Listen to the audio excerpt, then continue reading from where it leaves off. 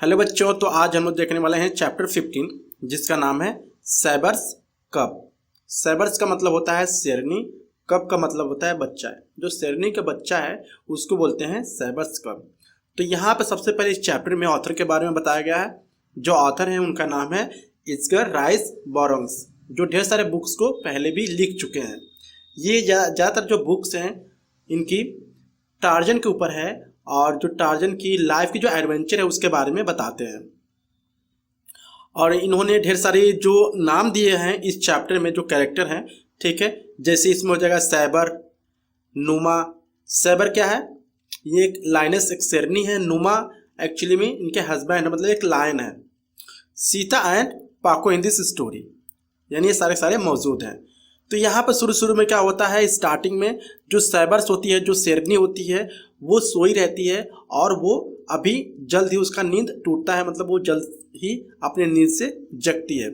जैसे ही नींद से जगती है तो वो देखती है कि उसके जो तीनों बच्चे होते हैं, ठीक है, वो उसके आसपास अगल बगल खेल रहे होते हैं। बट जो सैबर्स थी वो बहुत ही ज़्यादा अलर्ट थी, क्योंकि उस जंगल में ढेर सारे क्या होते थे, जानवर भी रहते थे, या कोई इंसान ही उन बच्चों को मार ना दे, इसीलिए वो हमेशा अलर्ट रहती थी अपने बच्चों को लेकर। और यहाँ पर इनके जो तीनों बच्चे थे, जिसमें से क्या था, 2 डॉटर्स थी और एक सन था।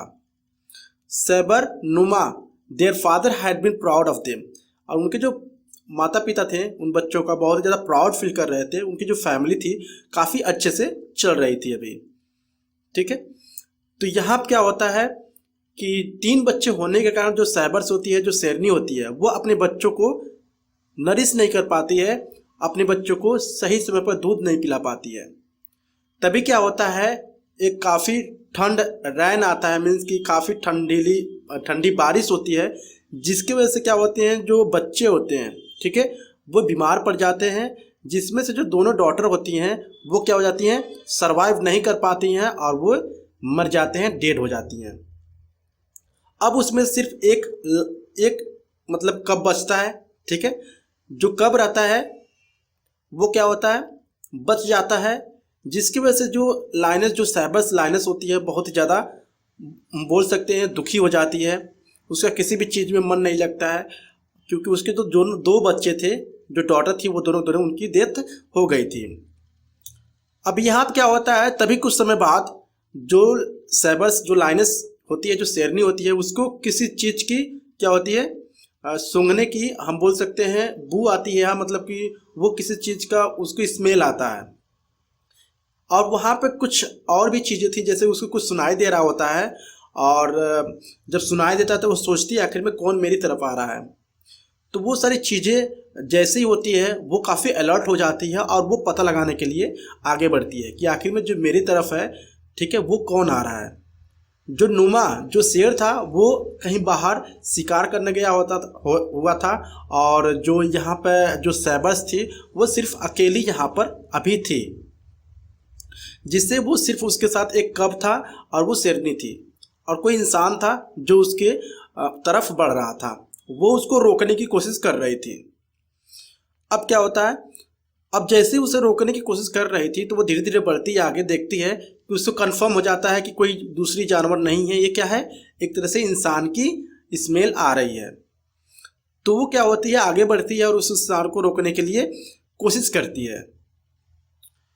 तभी क्या होता है कि उसका जो बच्चा होता है छोटा सा, वो भी उसके पीछे पीछे जाना स्टार्ट कर देता है। लेकिन पहले जो शेरनी होती है वो मना करती है अपने बच्चे को कि तुम यहाँ पर रुको, ठहरो, तुम यहीं पे मेरा वेट करना, मैं जा रही हूँ पता करने आखिर में कौन मेरी तरफ बढ़ रहा है।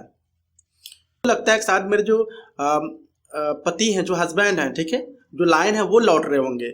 लेकिन वहाँ पर कोई इंसान रहता है जो धीरे धीरे क्या होता है, इन लोगों की तरफ बढ़ता जाता है। और यहाँ पर बहुत ही ज़्यादा डर था शेरनी के मन में कि शायद मैं अकेली हूँ, ठीक है, कोई भी मुझे मार सकता है, या कोई भी मुझे हम बोल सकते हैं अटैक कर सकता है मेरे ऊपर। तभी जो शेरनी होती है वो आगे बढ़ती है और वार्निंग देती है उस इंसान को कि वो उसके तरफ ना बढ़े। लेकिन जो इंसान है वो बिल्कुल भी इन बातों को ध्यान नहीं दे रहा था। जो इंसानी इंट्रूडर रहता है, यानी जो शिकारी रहता है, वो आगे बढ़ता है और उसके हाथ में क्या होता है, एक भाला रहता है, स्पीयर रहता है। और जैसे ही वो क्या होता है आगे बढ़ती है शेरनी, तो वो क्या करता है अपने भाले को फेंक कर बहुत ही तेजी से स्पीड से फेंकता है। और क्या होता है जो शेरनी होती है उसको रोकने की कोशिश करती है। जैसे ही वो आगे बढ़ती है तो वो जो भाला होता है उसके दिल से होते हुए, जो सीने से होते हुए अंदर तक क्या होता है घुस जाता है। मतलब उसको बहुत ही ज़्यादा क्या होता है पेन होना शुरू हो जाता है। कुछ समय बाद ही क्या होता है वो नीचे गिर जाती है और वहाँ पर मर जाती है। उसके जस्ट पीछे उसका एक छोटा सा बच्चा था, अब वो अनाथ हो चुका था। अब वो सोचने लगा आखिर में जो मेरी मम्मी है वो नीचे गिरी तो वो उठ क्यों नहीं रही है। जो बच्चा है छोटा सा उस शेरनी का, वो रोने लगता है। जितना भी रोता है उसका कोई भी फर्क नहीं होता है, क्योंकि वो उसकी जो माँ होती हैं वो मर चुकी होती हैं। इसके बाद से क्या होता है वो वहाँ पर रोने लगता है, बिलखने लगता है, रोते रोते वहीं पर वो सो जाता है। कुछ समय बाद क्या होता है वहाँ पर सो जाता है तो वहाँ पर एक फैमिली आती है जिसका नाम एक टार्जन रहता है और उसकी वाइफ होती हैं जिनका नाम जेन रहता है। उसका एक लड़का होता है जिसका नाम कुराक रहता है। वो तीनों आते हैं, तभी देखते हैं वहाँ पे एक शेरनी का कब यानी एक बच्चे को देखते हैं तो काफ़ी हैरान हो जाते हैं और उसको क्या करते हैं मतलब उसको उठा लेते हैं और उससे पूछने लगते हैं। एक तरह से क्या होता है बात करने लगते हैं, इशारों में स्माइल करने लगते हैं, उसको प्यार करने लगते हैं। आखिर में वो सोचते हैं कि ये जो बच्चा है वो पूरी तरह से अनाथ हो गया है, शायद ये बच्चा अगर हम लोग इसको अडॉप्ट नहीं करेंगे तो ये मर जाएगा। तो जो टार्जन होता है वो क्या करता है उस छोटे से बच्चे को अडॉप्ट कर लेता है और वहाँ पर प्रॉमिस करता है कि मैं इस बच्चे को पालूंगा और इसको मैं बड़ा करूँगा।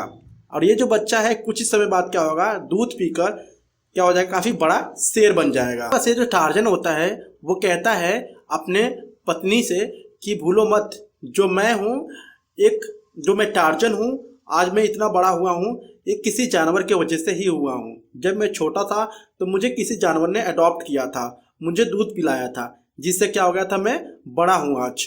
तो मैं क्यों ना इस जानवर को या इस छोटे से बच्चे को मैं पालूँ, पालन पोषण करूँ इसका, ताकि वो मतलब कि यहाँ पर अकेले ना मरे, मतलब कि यहाँ इसको कुछ हेल्प मिल जाए और ये काफ़ी बड़ा हो जाए।